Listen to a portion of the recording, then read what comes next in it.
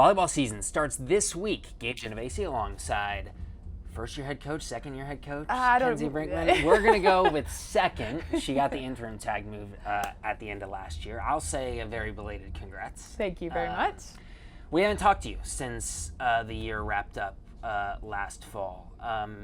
And the last 9 months, for those that might not know, what's the off-season look like for you guys throughout the summer and then coming back this fall? Yeah, off-season's a grind. Off-season, we are practicing without those competitions, right? So we are working on all the little things that I don't think we got enough time last fall to really prepare and shore up.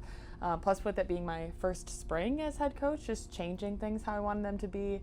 Just little minor pieces defensively and offensively that I think then carried on with them in the summer. I have a lot of really good leaders on this team that make sure that that summertime when the coaches aren't around, that they are locked in and they're doing everything to the best of their ability so that they can come in the fall ready, and they definitely did. You talk about this team. How important is that leadership? Yeah, it's incredibly important. I know we return a lot this season, and it's a group that struggled last year at the beginning of the year, honestly, and then fought through that adversity. So now I have a group that is super resilient and able to kind of could do everything, and they know what it's like to lose, and they don't want to be in that spot anymore. And so they're really, really a hardworking group. You mentioned those returners. You've got 9 upperclassmen this year, 7 underclassmen. It's a nice little balance there. Do you like the balance of having, the freshmen come in and the sophomores and having those returners? Yeah, right. It's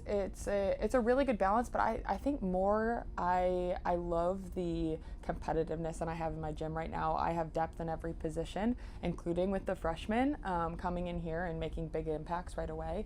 And so I would say yes, the upperclassmen, like they know what it's like. They've been through it. They know what a student athlete and balancing that school balance, but my freshmen in the exhibition matches that we've got to play do not play like freshmen.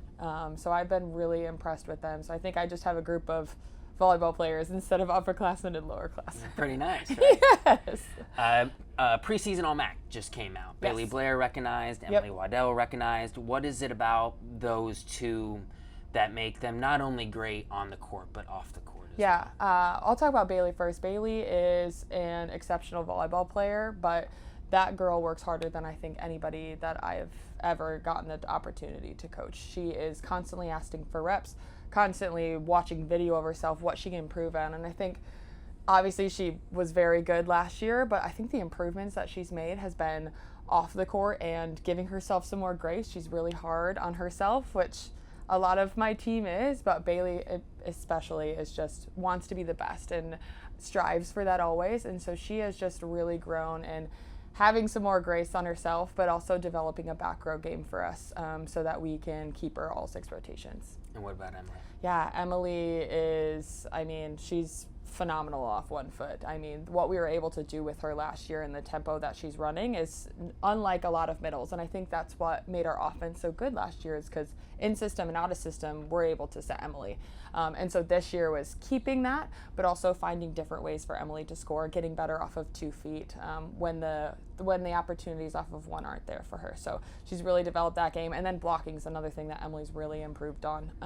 So we're really excited to have both of them back this season. You mentioned a little bit of a slow start last year. Obviously, the goal is MAC play and everything, but from the next month or 2 before you guys enter MAC play, what's the goal of non-conference play? I think the goal for us, and probably for a lot of different teams, is just figure out how well, which people on the court are meshing well the best.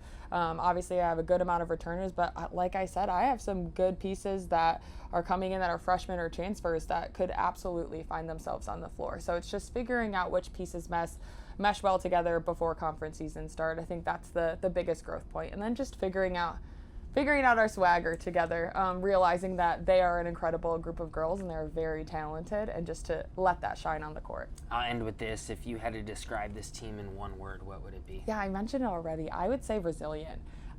They've just been through a lot. They've been through a lot, I think, through last season, and that whole group being returners is just, they know what it's like to be in that grind, to lose games, but to not give up and to continue to come to practice with the same focus and the same energy, and then finish 3rd in the MAC.